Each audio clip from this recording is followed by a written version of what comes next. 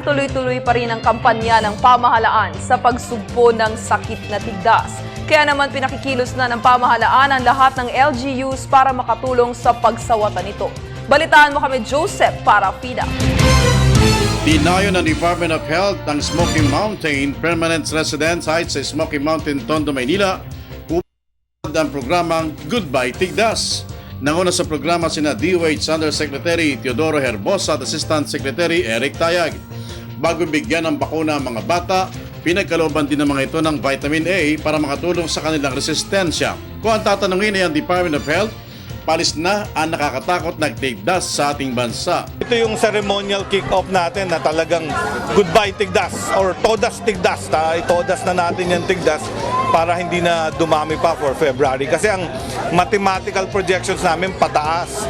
Actually nag-plateau siya at pwedeng tumaas. Kaya hinahabol namin talaga. Abalang-abala naman sa pagbabakuna ang nurse na ito mula sa City Health Office ng Manila. Batid niyang bumababa na bilang ng mga nagkakatigdas. Subalit dito sa Tondo, Manila, dumoble ang mga magulang na nagpapabakuna ngayon. Dahil na rin sa takot namang nararamdaman ng mga ito buhat ng dumami ang nagkatigdas sa Metro Manila. Usually po, yung dahilan nila minsan yung nagtatrabaho po sila.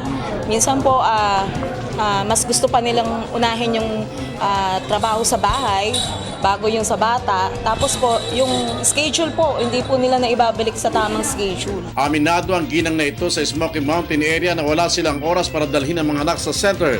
Subalit ngayong naranasan nila na nagkakasakit na ng tigdas kapag nagpapabaya, sapat na yon para pumila at magtiyaga tulad ng ginagawa nila ngayon. Maganda po kasi iwas sa sakit ng mga bata.